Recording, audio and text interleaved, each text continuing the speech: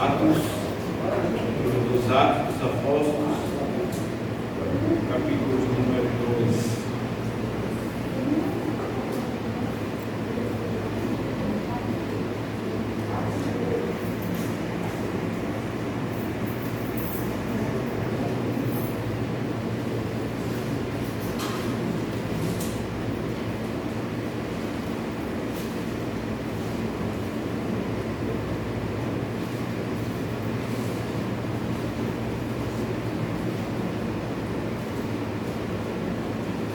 Queridos, eu lerei dos versos 14 até o verso de número 36.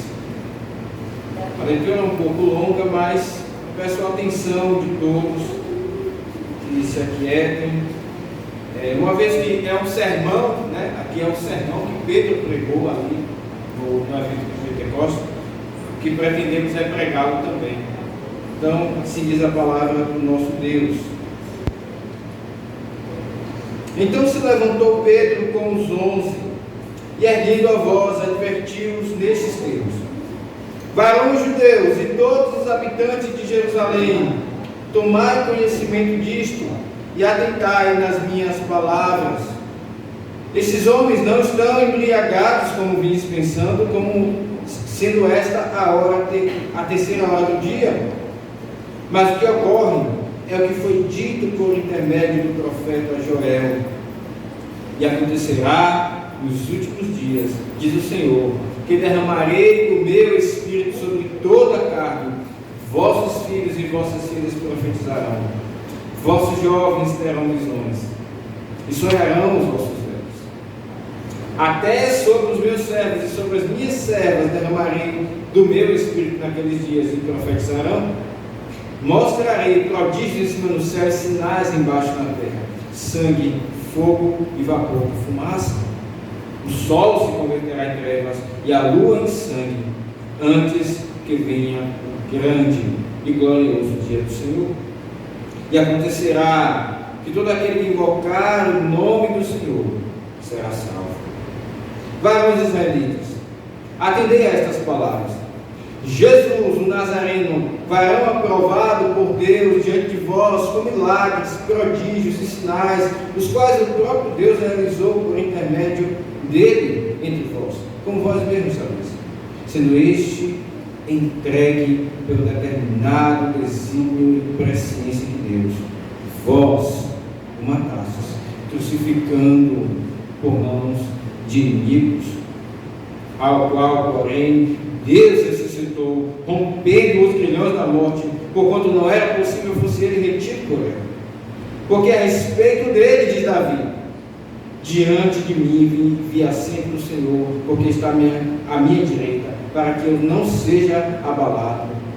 Por isso se alegrou o meu coração, e a minha língua exultou. Além disto, também a minha própria carne repousará em segurança, porque não deixarás a minha alma na morte, nem permitirás que o teu santo veja a corrupção.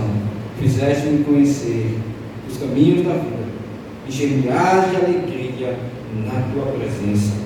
Irmãos, seja me permitido dizer-vos claramente a respeito do patriarca Davi, que ele morreu e foi sepultado, e o seu túmulo permanece entre nós até hoje, sendo pois profeta, e sabendo que Deus lhe havia jurado que um dos seus descendentes se assentaria no seu trono, prevendo isto, referiu-se à ressurreição de Cristo, que nem foi deixado na morte, nem o seu corpo experimentou corrupção.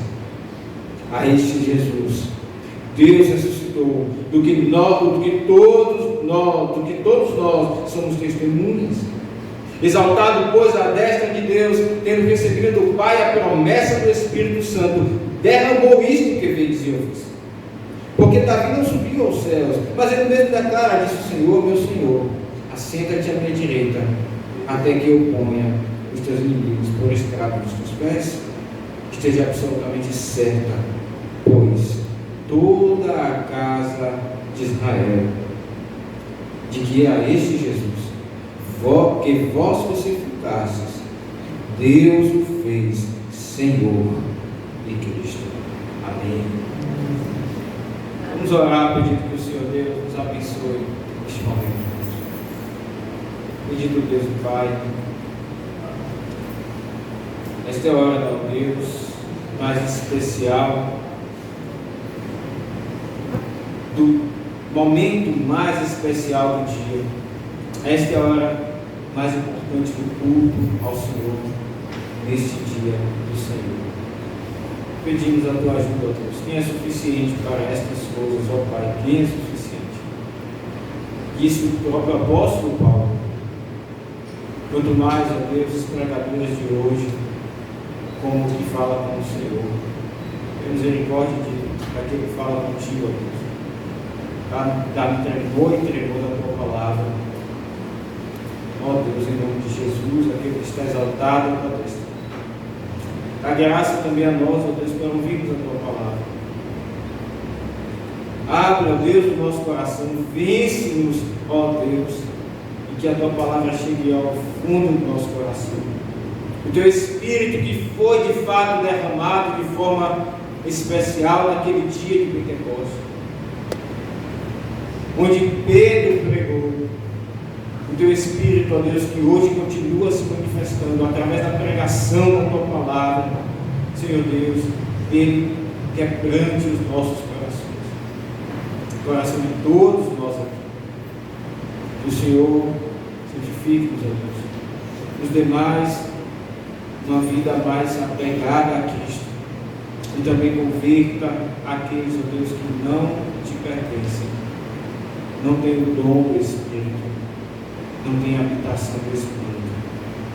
É em nome de Jesus que nós oramos. Amém.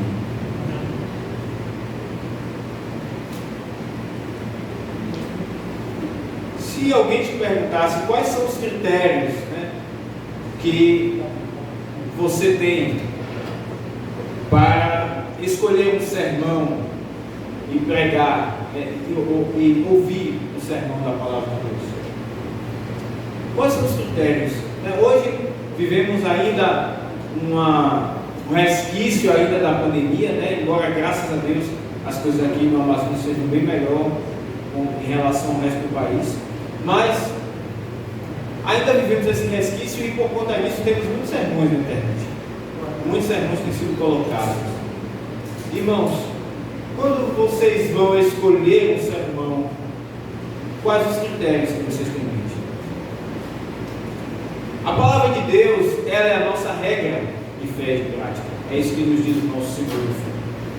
E também, nesta hora de escolhermos um sermão da palavra de Deus, também devemos utilizar a palavra de Deus como regra, para então escolhermos ouvir ou não aquele determinado sermão, seja na internet, seja numa igreja qualquer, presencialmente falando.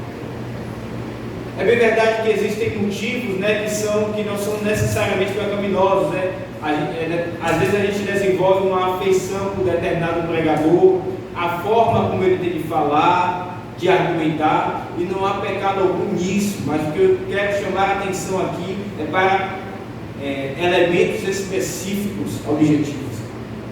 Quais são os que você tem em mente quando escolhe um sermão para ouvir? Por que essa pergunta? Porque nós estamos diante de um sermão. Um sermão inspirado. Vimos que o evangelista Lucas relatou o livro de Atos dos Apóstolos, o segundo livro de uma obra. Lucas escreveu o Evangelho segundo Lucas e o segundo volume é o livro dos Atos dos Apóstolos. E aqui então Lucas registra o sermão de Pedro. É bem verdade, irmãos, que aqui não está todo o sermão, Perceba o tempo que eu demorei lendo o sermão, foram alguns poucos minutos, e obviamente Pedro, ele não pregou apenas esses minutos que duram a leitura desse texto. Então a ideia é que Lucas, ele se ateve àquilo que é o principal do sermão de Pedro. O conteúdo está aqui, preservado. Esse é um sermão, meus irmãos, que faz parte de um evento maravilhoso e especial na Igreja do Senhor: a vinda e a descida do Espírito Santo. Já temos visto já algumas ocasiões como isso aqui é maravilhoso, como de fato foi uma manifestação poderosa de Deus, quando aqueles apóstolos que não sabiam quando o Espírito viria, eles estavam ali reunidos, mas vimos que pela providência de Deus a festa de Pentecostes estava sendo festejada, e é exatamente assim o dia que o Senhor Deus escolhe, porque judeus de todo lugar vêm até Jerusalém, e o Senhor Deus derrama o seu Espírito justamente naqueles dias. E vimos que a intenção também do Senhor era buscar as ovelhas perdidas da casa de Israel. Como ele disse aos seus discípulos: vocês devem ir, mas não vão aos gentios, busquem primeiro as ovelhas perdidas da casa de Israel. Então, primeiramente, o dom de línguas é usado para alcançar os judeus e não os gentios. E aqui vemos como o dom de línguas de fato é um instrumento poderoso de Deus neste momento. Vimos como estas línguas, elas de fato é uma manifestação poderosa e milagrosa. Sim, elas aconteceram. Aqueles homens judeus que não sabiam falar outras línguas eram galileus, eram pessoas que não tinham condição alguma de aprender uma outra língua de uma outra nação. E o Senhor Deus usa essas pessoas para que eles falem línguas de outras nações. E aqui está uma lista enorme de nações, de pessoas de diversas nações que estavam ali, da Frígia, da Panfilha, do Egito, da Líbia. Essas línguas eram exatamente línguas de outras nações. E já vimos no sermão anterior como essas línguas, o dom de línguas verdadeiramente pentecostal, ele nada tem a ver com o dito dom de línguas hoje, que é emitido o que vemos em muitas igrejas pentecostais. Até porque aquilo que hoje é chamado de dom de línguas não tem algo que não tem uma mensagem transmitida através dessas palavras, desses sons. Simplesmente são sons e não palavras inteligíveis. Todavia, nós vimos também já no sermão anterior que aqueles que estavam ouvindo o dom de línguas aqui em Atos 2, eles entendem, porque eles dizem: como os ouvimos falar em nossas próprias línguas as grandezas de Deus. Então, é nesse momento em que alguns inclusive começam a zombar e dizer: olha, estão embriagados, que Pedro se levanta e começa o seu sermão. Pedro aqui nos dá um show, por assim dizer, não para a sua própria glória, mas para a glória daquele que está exaltado. Um sermão maravilhoso. E aqui ele nos ensina não somente como os pregadores de hoje devem pregar, mas como os ouvintes devem ouvir. Pedro nos traz um sermão modelo, meus irmãos, e aqui podemos destacar 3 características do sermão. A primeira delas é que o sermão verdadeiramente pentecostal. Sim, porque vimos que uma vez que a igreja ela preserva a ação do Espírito Santo, que de fato veio em Jerusalém e manifestou esse dom de línguas, esta é a igreja verdadeiramente pentecostal. Então Pedro prega um sermão verdadeiramente pentecostal. Esse sermão ele tem 3 características. Ele primeiramente explica os fatos da vida. Ele, em segundo lugar, ele é um sermão cristocêntrico. E em terceiro lugar, ele é um sermão evangelístico. Essas 3 características podemos encontrar nesse sermão. Pela graça de Deus, pretendemos expor. Em primeiro lugar, então, veja, volte seus olhos para o verso 14, onde aqui vemos, em primeiro lugar, um sermão verdadeiramente pentecostal que explica os fatos da vida. Então se levantou Pedro com os 11 e, erguendo a voz, advertiu-os nestes termos: varões judeus e todos os habitantes de Jerusalém, tomai conhecimento disto e atentai nas minhas palavras. Estes homens não estão embriagados como vim dispensando, sendo esta a 3ª hora do dia. Pedro começa então a explicar, perceba que o texto do verso 14 começa dizendo: então, está nos ligando ao fato que aconteceu. Aqueles homens começaram a olhar para os discípulos e dizer: eles estão bêbados. E Pedro então toma a palavra e ele começa a explicar o que está acontecendo. E perceba, meus irmãos, Pedro se levanta. Não é à toa que Pedro se levanta.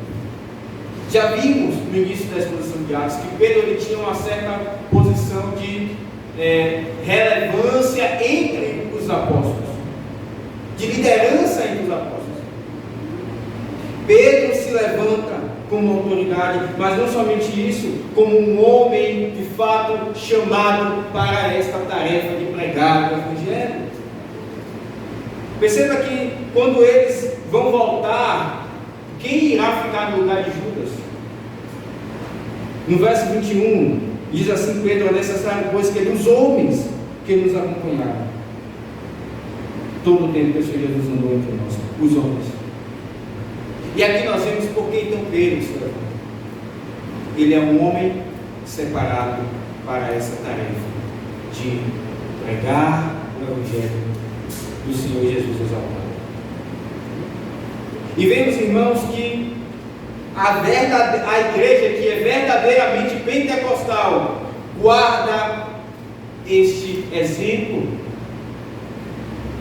Na verdade, na igreja que é verdadeiramente pentecostal, apenas homens chamados para isso deveriam pregar. Todavia, o que vemos nos dias de hoje é que mulheres se levantam, como Pedro, ou melhor, tentando imitar o apóstolo Pedro, se levantam para pregar o Evangelho, sendo chamadas de missionárias, de pastoras, algo que a Escritura nunca reconheceu. Você depois pode abrir em casa, não temos tempo agora por causa do sermão que é longo, mas Paulo fala lá em 1 Timóteo 2, ele diz: eu não permito que a mulher ensine e nem exerça autoridade de homem. Ora, meus irmãos, o que faremos com esse texto? Rasgaremos da Bíblia, para que então as mulheres possam ensinar? Não. A verdadeira igreja pentecostal, ela guarda este exemplo. Pedro se levanta como um homem devidamente chamado para isso. Mas vejamos, um sermão verdadeiramente pentecostal é também pregado com seriedade.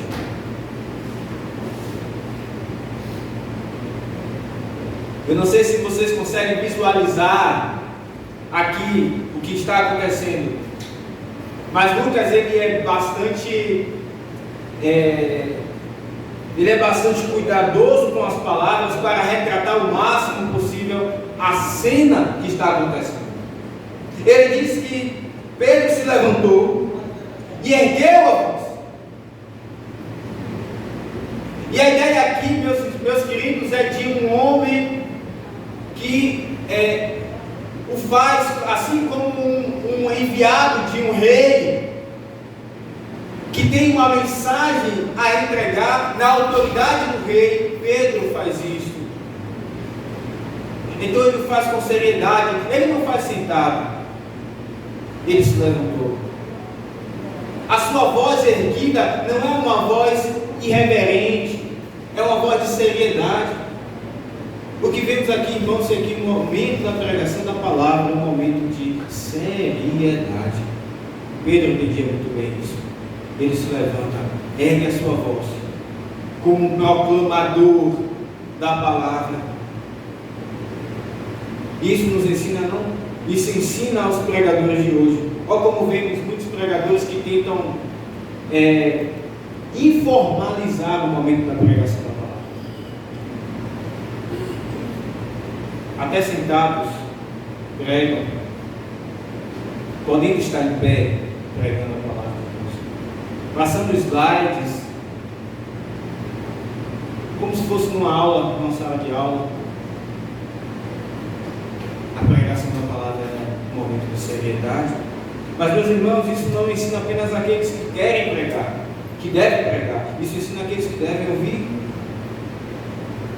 A palavra de Deus, seja ela pregada, seja ela lida, ela deve ser ouvida com seriedade.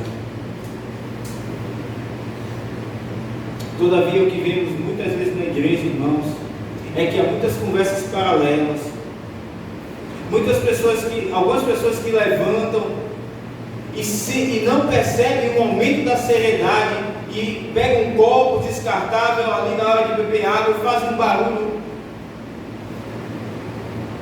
como se não fosse Deus falando.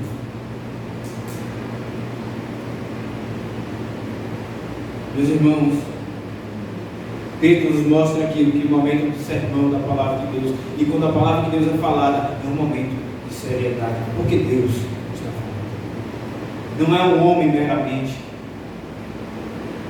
E quando alguém não age com seriedade, está destratando não o homem, mas o próprio Deus.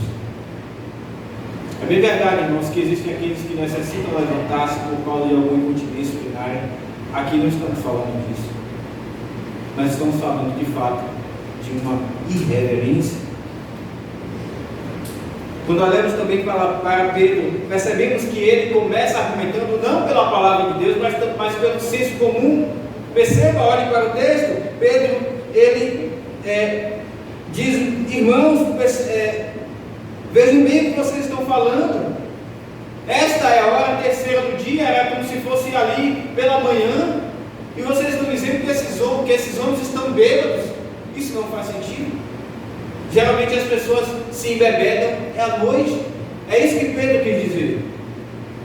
E é interessante isso, irmãos, porque o senso comum, ele não é contrário à Escritura. Pelo contrário, aquilo que é lógico não é contrário à Escritura, é o oposto. Na verdade, a lógica, ela parte da Escritura, porque Cristo é o Logos de Deus.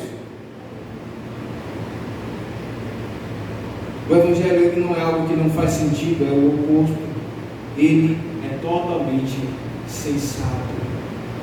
E Pedro então começa argumentando assim: olha, na verdade, é como se Pedro dissesse, na verdade, são vocês que estão falando coisas que não fazem sentido.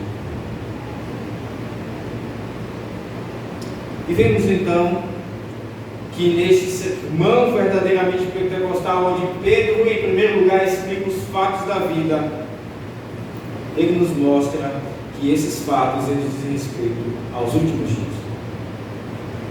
Perceba, bote seus olhos para o verso 16.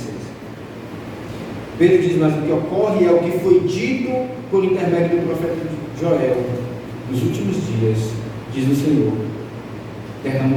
e acontecerá que nos últimos dias, diz o Senhor, que derramarei do meu Espírito sobre toda a carne.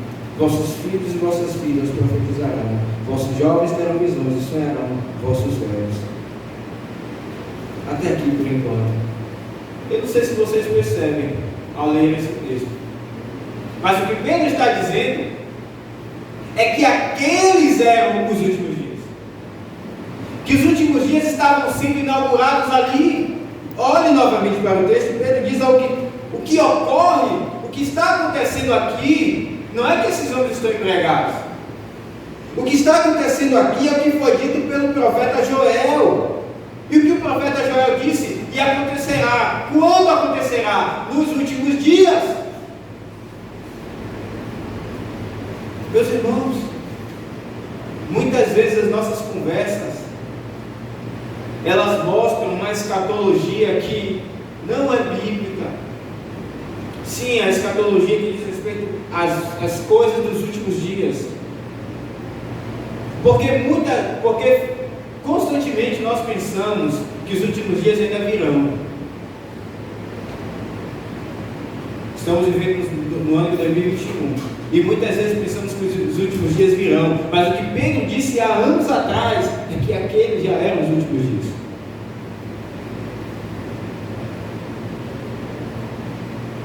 Aqueles já eram os últimos dias.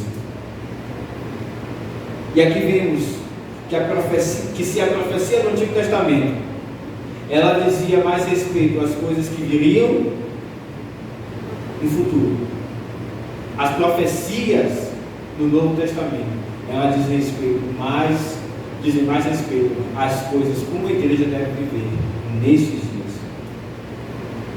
É óbvio, irmãos, que no Antigo Testamento também tinham palavras para o povo ali naqueles dias, E é óbvio que hoje, nos nossos dias, temos palavras no Novo Testamento para a volta de Cristo. Mas o que eu estou chamando a atenção aqui é que se por um lado a profecia do Antigo Testamento, ela enfoca mais o futuro, por outro lado a profecia do Novo Testamento enfoca mais os dias que nós vivemos. Estes são os últimos dias. Nós vivemos as últimas coisas, desde Pedro, desde Pentecostes.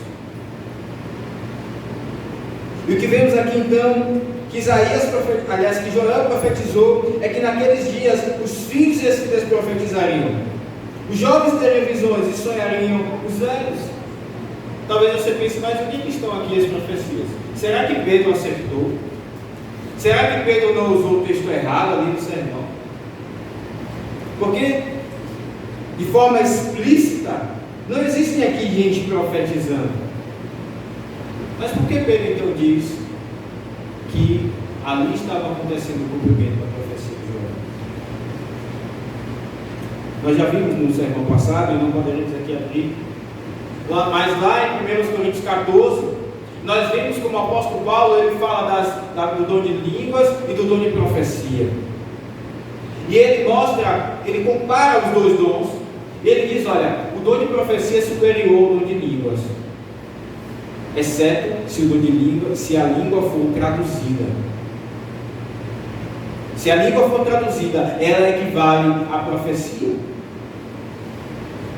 Meus irmãos, os dias do apóstolo Paulo, os dias que virão aqui depois, na exposição aqui, eram momentos em que alguém falava em uma língua que não era conhecida por aquele povo ali, e então precisava ser traduzida. Todavia, quando os discípulos falam nas línguas das outras nações, esses que ouvem o dom de línguas, embora eles morassem em outras nações, eles eram judeus. Percebam no verso 5, ora, estavam habitando em Jerusalém judeus. Eles conheciam o aramaico, que era a língua que Pedro falava. Ou seja, não havia necessidade de ser traduzido. Aqui está o ponto. E quando a língua não tem necessidade de ser traduzida, quando a língua pode ser entendida pelo outro, quando o dom de línguas exercido pode ser entendido pelo que está ouvindo, ele se equivale ao dom de profecia. E nesse sentido se cumpre realmente a profecia de Joel, profetizando. Aqueles homens que estavam falando as grandezas de Deus, eles estavam profetizando. Perceba aqui como também os sinais aqui falados nessa profecia de Joel, eles são sinais falados de forma figurada. Isso aqui é também importante. A lua, sangue, vapor, sangue, fogo, vapor. A lua, aqui mencionada, o sol se convertendo em trevas. Irmãos, tudo isso aqui é linguagem figurada. E se nós interpretamos de forma literal, nós caímos também no erro que se cai quando se lê o livro de Apocalipse de forma literal. Por que o livro de Apocalipse é tão mal entendido? Porque muitos querem interpretá-lo de forma literal, querem pensar que os 1000 anos são 1000 anos literalmente. Todavia, aquelas profecias, aquelas palavras que dizem respeito aos últimos dias, na maioria das vezes utilizam-se de linguagem figurada. E aqui está também um exemplo. Portanto, irmãos, quando nós soubermos de algum evento que a lua vai ficar de alguma cor diferente, não pensemos que então estão vindo os últimos dias. Não, Pedro disse, esses são os últimos dias.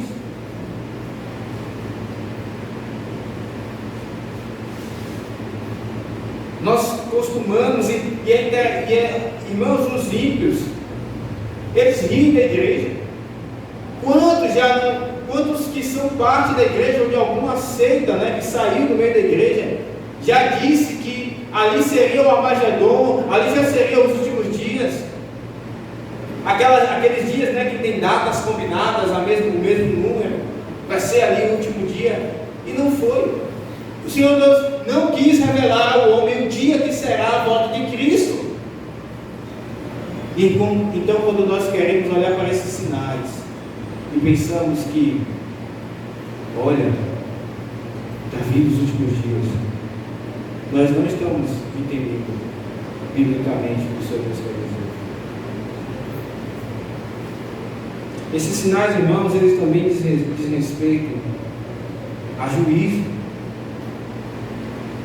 Lá em Apocalipse 6, o texto em que aqueles homens olham para a rocha. Peço que vocês abram. Apocalipse 6, verso 12.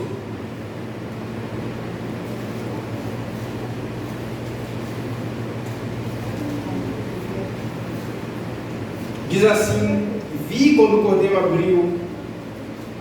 Aliás, a parte B, a segunda parte diz assim: o sol se tornou negro, como saco de crina, a lua toda como sangue. Perceba que são aqui os sinais que são citados lá na profecia de Joel. A lua, né, o sangue, as estrelas do céu caíram pela terra como uma figueira.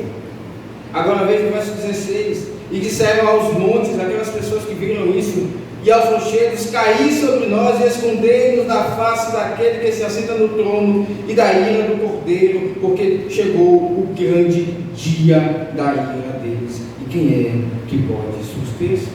Perceba, o texto aqui de Apocalipse cita o grande dia, e a profecia de Joel diz que essas coisas iriam acontecer quando viesse o grande e glorioso dia do Senhor. Ou seja, na Escritura, o dia do Senhor, ele não é somente um dia de salvação, como aqui está acontecendo.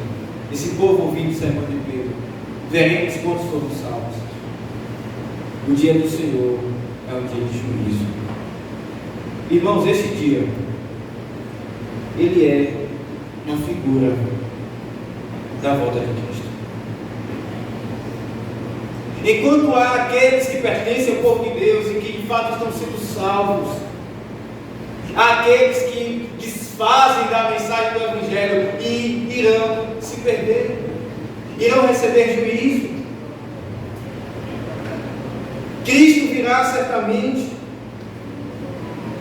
e aqueles que rejeitaram o Evangelho, sendo membros da igreja ou não, eles experimentarão o juízo da parte de Deus. Esses sinais, então, essa linguagem figurada diz respeito a juízo. Mas certamente, irmãos, coisas extraordinárias acontecerão quando Cristo vier.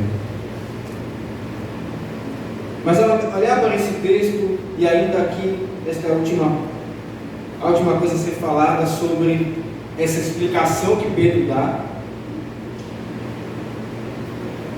uma pergunta necessária ser feita: por que muitas vezes nós tendemos mais a valorizar as coisas que nos causam sensações do que a palavra? Perceba, vários fatos acontecem no mundo e muitas pessoas elas vão atrás da investigação, da explicação de quem está por trás daquilo ali, e elas se perdem buscando a causa. Tem um complô, tem tal grupo, tal nação por detrás, e etc. Elas se perdem naquilo e esquecem-se da palavra. Nas igrejas muitas coisas são colocadas para aguçar os sentimentos, para que as pessoas tenham sensações, mas a palavra é esquecida.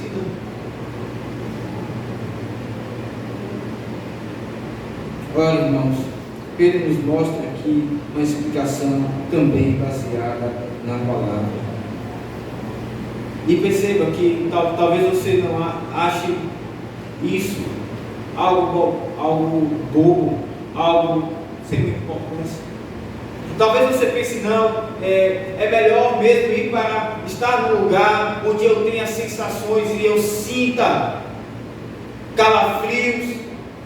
Essa coisa de ficar ouvindo sermão é chato, dá sono, é parado. Eu quero um lugar animado. Quando nós pensamos assim, o que nós fazemos é desprezar o próprio Cristo. Então às vezes você pergunta, olha, mas como assim? Que ligação tem isso? Volte seus olhos para o verso 22. Veja o que Pedro diz. Varões israelitas, atendei a estas palavras: Jesus o Nazareno. Ora, aqueles judeus olhavam para Jesus e eles diziam: é esse o Messias, montado no jumento, filho de carpinteiro? Não tem nada, não tem nenhuma beleza externa, não tem algo que nos cause uma sensação de poder que irá nos livrar do Império Romano. Eles desprezavam Cristo porque eles não tinham nada que sentir. Quando alguém vai atrás, quando alguém vai à igreja atrás de meramente sensações, o que ele está fazendo é exatamente o que os judeus fizeram, olhando para Cristo e dizendo: como da Galileia, como de Nazaré pode vir alguma coisa boa? Eles desprezavam o Senhor Jesus, o próprio Deus, a palavra encarnada. Olha, meus irmãos, nós vivemos uma crise hoje na igreja, onde muitas pessoas não têm vindo à igreja porque é muito parado.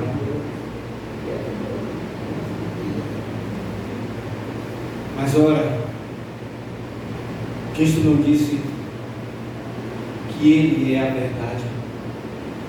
Nós não devemos então ir atrás de uma igreja que tenha um sermão semelhante ao de Pedro, onde a palavra é pregada, onde Cristo está sendo pregado, a sua morte e a sua ressurreição, a sua salvação, o consolo dele para a sua alma. E é exatamente ao entendermos que Cristo é o nosso Salvador e substituto, como hoje ouvimos de manhã, entendemos que Ele nos salva de tudo, toda a ira de Deus, é que vem toda a alegria no nosso coração. Não invertamos a ordem. Primeiro devemos entender a mensagem do Evangelho para depois experimentarmos as alegrias na presença do Senhor. Nosso coração é enganoso, diz a palavra de Deus. E quando você quer apenas sentir, você está sendo guiado pelo seu coração enganoso.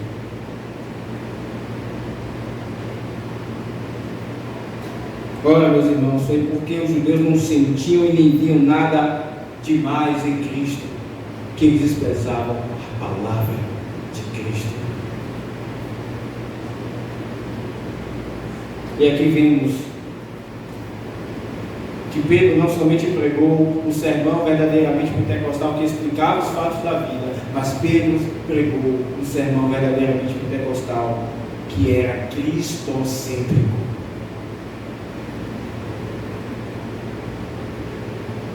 Cristo era Nazareno, então seus milagres eram necessários para autenticar as palavras que ele fazia. Talvez alguém pergunte: por que Cristo veio com milagres, curas? Isso tudo estava no Antigo Testamento, irmãos, escrito, para que o povo identificasse que de fato ele era alguém que vinha da parte de Deus, desse crédito à sua palavra. Ele mesmo disse lá em Marcos capítulo 2,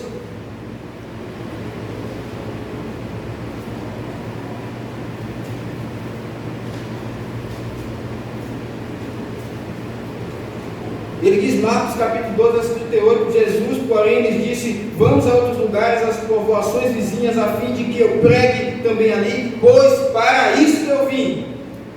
Cristo não disse que veio fazer milagres, Cristo não disse que veio curar, dar saúde. Cristo disse: eu vim para pregar a palavra. Está claro? Então os milagres eram justamente para que as pessoas, como aconteceu na noite, olhassem e vissem: ora, nunca vimos tal coisa. E eles davam crédito à palavra. Era para isso que serviam os milagres. Vimos aqui então, irmãos, também, que além de trazer aqui a aprovação de Cristo, de seu ministério, Jesus o Nazareno, Pedro também menciona um assunto que é por demais difícil de entender: a soberania de Deus e a responsabilidade humana. Pedro diz no verso 27, sendo este entregue pelo determinado desígnio e presciência de Deus, vós o matastes crucificando por mãos de ímpios. Alguém diria, mas deixa esses assuntos difíceis para lá, vamos falar daquilo que é mais fácil. Alguns pastores pulam certos textos porque eles são difíceis. E graças a Deus, na igreja presbiteriana, nas igrejas reformadas, nós temos um hábito que nos livra de pular textos difíceis, que é exatamente expor um livro da Bíblia do início ao fim. Não há como escapar dos textos difíceis. Nós não escolhemos o texto ali de acordo com o que dá na cabeça. Nós vamos expondo a palavra de Deus. E nós vemos aqui então que Pedro ele não evita de falar acerca desse assunto, que sim, nós não podemos compreender. Como entender que Deus ele é soberano sobre tudo? Como falamos inclusive de Judas, que já estava profetizado acerca de Judas, que ele iria trair o Senhor. Mas ao mesmo tempo a palavra de Deus responsabiliza Judas pela traição. Como entender que Deus tem um controle sobre o pecado, sobre todas as nossas atitudes, mas ainda assim nós temos responsabilidade? Não podemos explicar completamente, mas nem por isso deixaremos de afirmar o que a Escritura afirma. E muitas vezes, irmãos, nós queremos entender demais. Irmãos, nós somos criaturas e não Deus. Muitas vezes nós queremos entender para dominar Deus. Por isso que Deus não deixou tudo claro na sua Escritura. E ao receber, devemos receber então com fé. E a atitude do nosso coração deve ser: Senhor, eu não entendo completamente, mas se o Senhor diz, então eu acredito que o Senhor é soberano de fato, mas que eu tenho responsabilidade sobre os meus atos. É isso que Pedro está aqui nos ensinando. Tudo ocorreu conforme as profecias, irmãos. Isso mostra o decreto de Deus ali agindo. Por isso Pedro diz que Cristo foi entregue pelo determinado desígnio. O que significa desígnio? A vontade. Veja o que Pedro está dizendo. Ele está dizendo que Cristo foi crucificado porque Deus quis. Pela vontade de Deus aconteceu. Às vezes nós ficamos assim querendo medir palavras. Não é que Deus ele permitiu, mas não, irmãos, ele quis. Ele é soberano. Nada acontece sem que ele queira. Sim, nós não conseguimos explicar completamente, mas é o que a Escritura afirma. Ele foi entregue pelo determinado desígnio, vontade de Deus, e Deus sabia. Uma coisa interessante aqui também, que Pedro ele não deixa de afirmar, acusar, ele não deixa de deixar claro a culpa para aqueles homens. Perceba, ele diz: vós os matastes.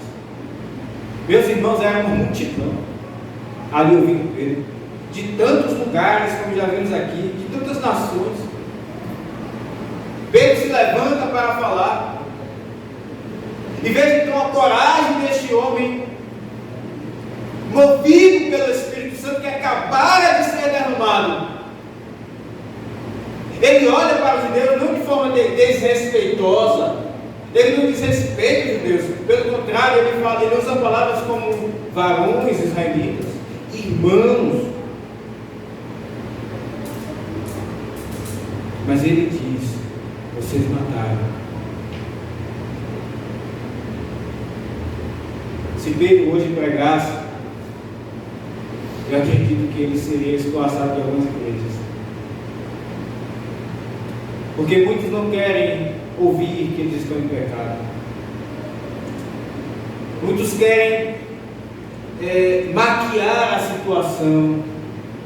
Não fale que é pecado, fale de uma outra forma.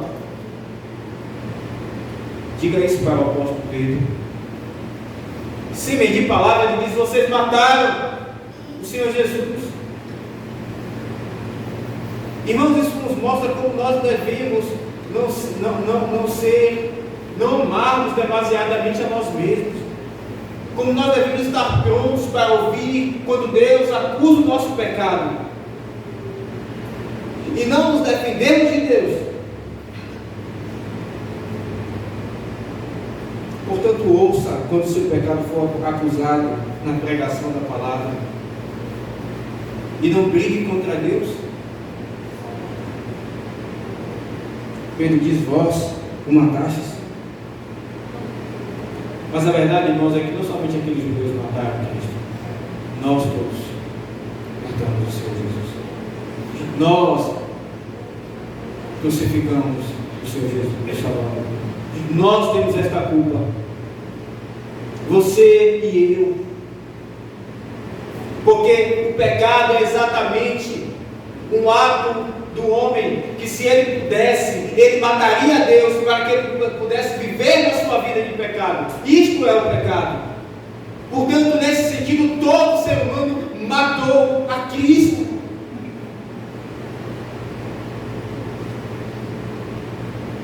Talvez você olhe para esses judeus e diga: como eles puderam fazer isso? Você e eu fizemos também. E vemos aqui que Pedro então começa a citar alguns salmos. Ele já citou a profecia de Joel, e ele agora vai citar 3 salmos: Salmo 16, Salmo 89 e o Salmo 132 de forma indireta.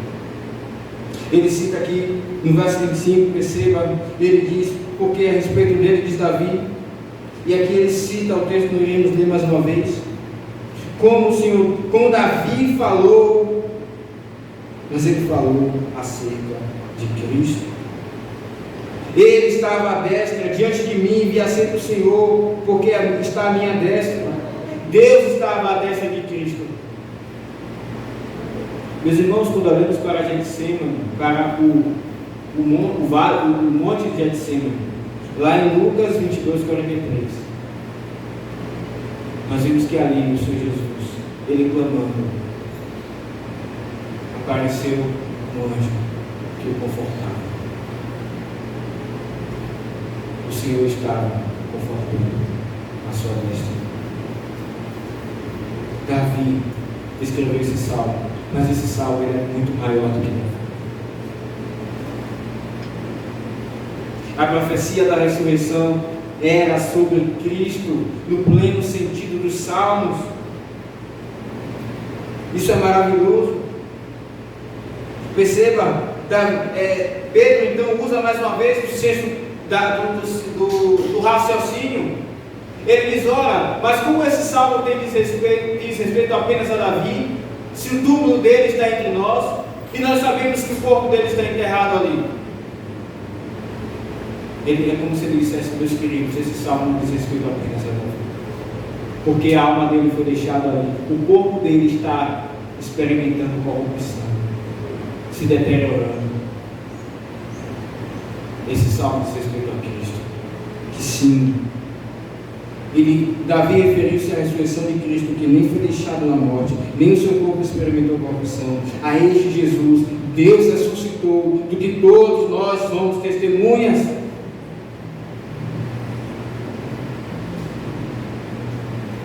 Salmo 132 e 89 é aqui citado de forma direta no verso 30, quando ele disse: depois profeta, sabendo que Deus lhe havia jurado que um dos seus descendentes assentaria no seu trono. Então vejam, irmãos, como Cristo é o centro do sermão de Pedro. Como você pode escolher um sermão para ouvir? Preste atenção. Se o sermão ele fala mais de você, ele fala mais daquilo que você pode fazer, ou supostamente pode, ele fala mais daquilo de como você é bom, E ele fala a mente de Cristo: este não é um sermão verdadeiramente pentecostal. Porque o sermão que é verdadeiramente pentecostal, ele traz Cristo do início ao fim. É um sermão cristocêntrico. É um sermão que exalta Cristo. É um sermão que diz: não, você não pode contra os seus pecados por si mesmo, mas em Cristo você pode. E muito tem hoje, irmãos, na internet, sermões de autoajuda. Infelizmente, até mesmo pastores da IPB, pastores conhecidos da IPB, nacionalmente, são sermões que dizem: você pode isso, não desista, não desista de você, Deus não desistiu de você, e Cristo, onde está? Procure sermões cristocêntricos. Por fim, irmãos, aqui chegamos à terceira característica. Pedro não apenas pregou um sermão que explicava os fatos da vida. Ele não apenas pregou um sermão cristocêntrico, ele pregou um sermão evangelístico. E é isso que vemos a partir do verso 33, volte seus olhos para o texto, diz assim Pedro: exaltado pois a destra de Deus, tendo recebido do Pai, nos fala de como Cristo ele não somente foi morto, ele não somente foi ressuscitado pelo poder do Espírito, ele foi exaltado. E nós já vimos, irmãos, no início desse capítulo, como o ato da ascensão de Cristo é um momento em que proporciona tantas bênçãos para a igreja. Cristo disse: se eu não for, eu não posso derramar o Espírito. João ele diz isso.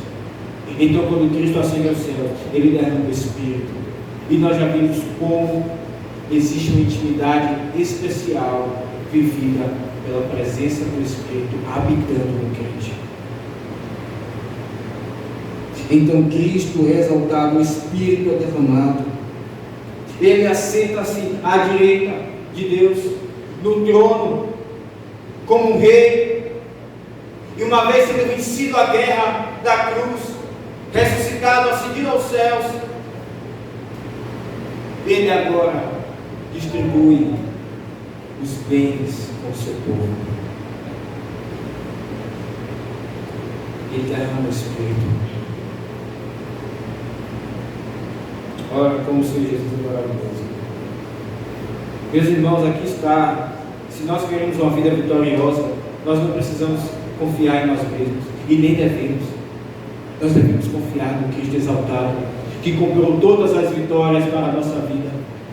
É nele que Paulo diz: nele estás assentado, nele vocês experimentam de todas as bênçãos das regiões celestiais em Cristo Jesus. Cristo é a nossa vitória. É Ele que deve encher o nosso coração e nos animar. Meus queridos, se vocês ficam sem esta palavra, se vocês deixam de vir ao sermão, a tendência é que vocês tenham cada vez mais uma vida fracassada. Porque a força está em Cristo e não em nós. A tendência é que vocês experimentem depressão. A tendência é que vocês experimentem outras e outras consequências. Porque a força está nele. Ele disse: um galho não pode viver fora da água. Eu sou a videira, eu sou os ramos. Ele está exaltado. O sermão evangelístico, então, não é apenas para os que não conhecem Cristo. O sermão evangelístico é para o crente também. Cristo, então, de servo humilde, ele foi feito pelo Pai, Senhor. É isso que Pedro diz, verso 36. Esse Jesus que vós crucificastes, Deus o fez Senhor e Cristo. Ele veio humilhado, como lemos em Filipenses 2, 5 a 11. Ele se humilhou, um servo humilde, mas agora ele está exaltado como rei de toda a terra. Deus o fez Senhor.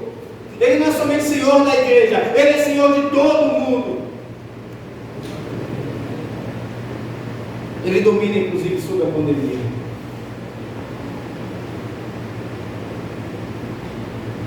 Ora, irmãos, e é exatamente o nome de Cristo que deve ser invocado. Ele é Senhor, uma autoridade suprema, Ele é o próprio Deus. Lá em Joel 2,21, se abríssemos agora não poderemos, iremos ver que esta palavra aqui, Senhor, que está sendo aqui citada por Pedro, e acontecerá que todo aquele que invocar o nome do Senhor, esse Senhor é Yahvé, que é Deus eterno. No Antigo Testamento esta palavra é Yahvé, mas ela não existe no grego no Novo Testamento. Mas o que então Pedro está nos dizendo que Cristo não é apenas um rei, Ele é o próprio Deus. E é por isso que Ele deve ser invocado. Todo aquele que invocar será salvo. Isso é a profecia. Isso é um sermão evangelístico. É interessante porque alguns têm a prática de separar, tem um sermão doutrinário, tem um sermão evangelístico. Meus irmãos, todo sermão precisa ser evangelístico. Todo sermão precisa falar o coração dos crentes, para que eles sejam santificados. E todo sermão precisa ser direcionado aos ímpios, para que eles se arrependam e invoquem a Cristo como Senhor e Salvador.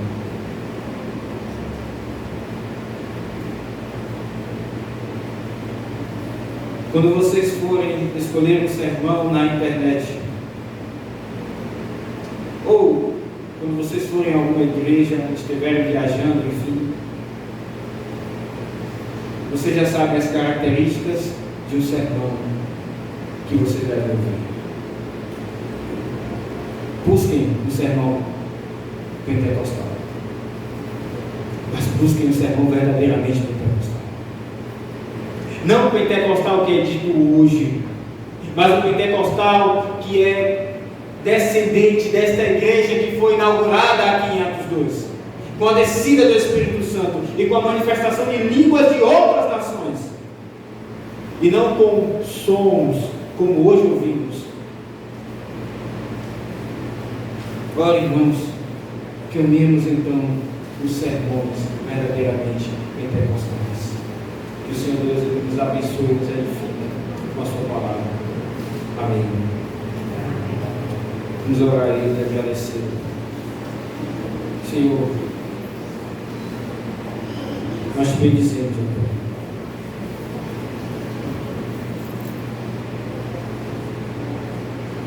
muito obrigado por Cristo Jesus. Obrigado por Ele estar exaltado. Obrigado pela sua palavra. Que sim, uma vez que nós consideramos e pensamos em tudo aquilo que é dito, ó Deus, nós não devemos ter outra reação, senão como a do apóstolo Paulo, em louvar ao Senhor e dizer, ó, profundidade da riqueza, tanto da sabedoria como do conhecimento de Deus. Ó Senhor, nós te agradecemos pela tua palavra. Muito obrigado porque ela nos põe no caminho correto. Muito obrigado porque ela nos mostra o que é ser verdadeiramente pentecostais. Que o Senhor nos ajude, ó Pai, a viver isto. Em nome de Jesus. Amém.